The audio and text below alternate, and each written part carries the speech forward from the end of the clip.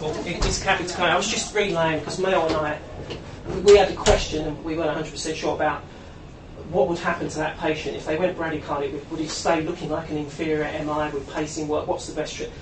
And it would, but I'll let you highlight that. Yeah, it probably would stay exactly the same with ST elevation. When you've got bradycardia, you've got several options. You've got simple atropine, which often doesn't really work, especially in complete heart block. You've got external pacing, which can buy you time. It can buy you 10, 15 minutes. And remember, this chap's going to the cath lab, where we can put a temporary wire very quickly before we start doing the primary PCI. I've never personally given adrenaline in this situation because it can cause coronary vasospasm. I know people can give adrenaline infusion for persistent bradycardia, but in this situation I wouldn't. So you've got atropine, external pacing, and then temporary wire quickly in the cath lab. Okay? Just to also advocate out of hours, temporary pacing wire, you can call one of the consultants and they'll come in and do it. Okay? Whoever's answers the phone. So you don't have to be in an uncomfortable situation about doing a temporary pacing wire for the first time on your own. But if you all agree, you can get away with half an hour external pacing. You can get away with it and give them Valium if they're uncomfortable with it. Okay? So atropine, external pacing, temporary pacing. That's what I'd suggest. Good. Okay. And would it look? I mean, our simulator obviously is meant to simulate it and make it look like real life. But would it, when you get the capture, and would it actually look? I mean, you can look at either that monitor or this monitor. Yeah, it's interesting. I'll show you what happens. This captures at about 80 milliamps. So I hit start pacing. Would it sort of look? You look at this when it captures at 80, which is now. Look at this change. Is this quite realistic?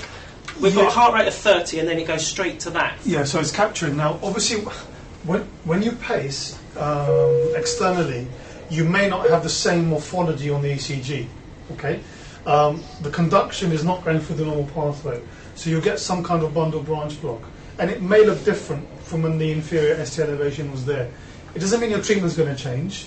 It just means you have a paced rhythm. A paced rhythm is notoriously difficult to interpret. Okay, and sometimes, usually, as you know, a paced rhythm is left bundle branch block usually, yeah.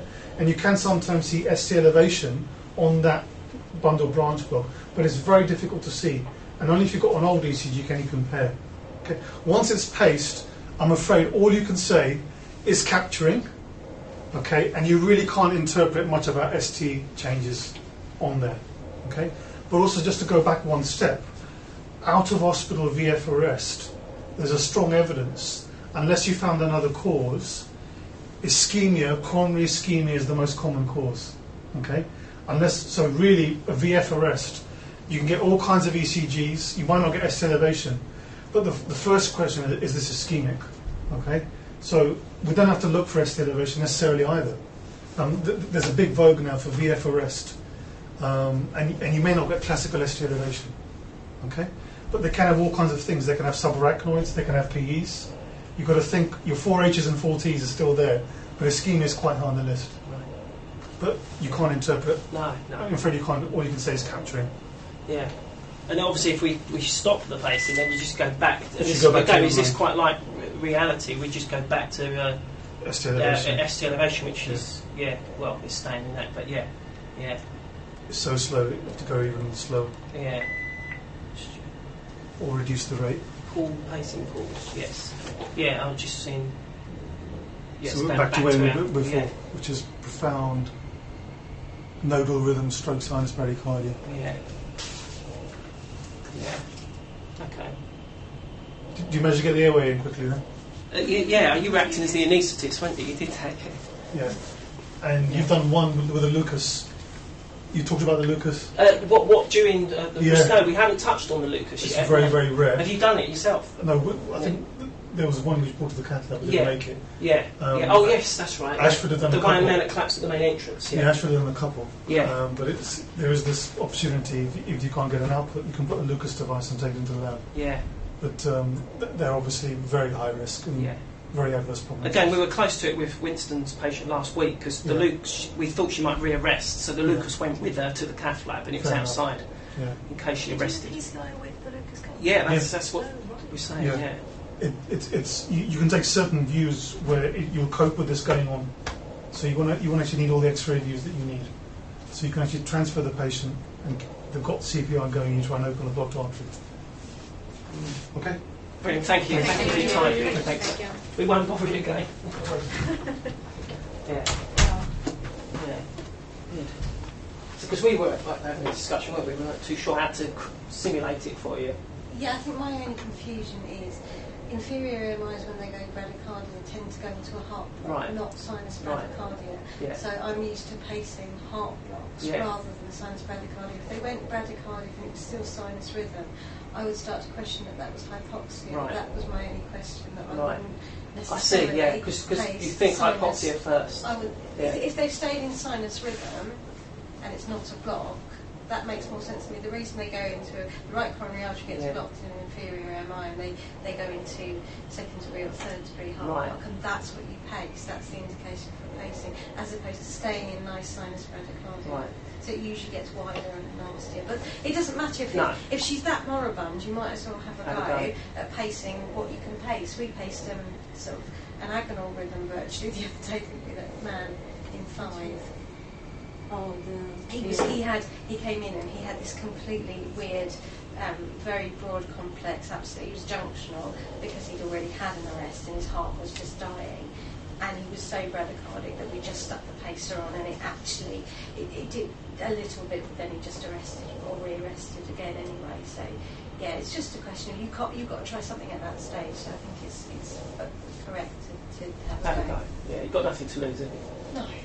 No, and I think adrenaline is a no-no for MIs, isn't it? I wouldn't. As Jagdip said, it doesn't make sense to me, does it? Because if you think the side effects of adrenaline, vasoconstriction, and it doesn't make sense, does it? On the algorithm, it does say you can give an adrenaline infusion. For bradycardia, if you work in ITU, adrenaline infusions, knowing how much you put in how much and what you're messing with iron dose, don't do that. We've got enough to worry about, really.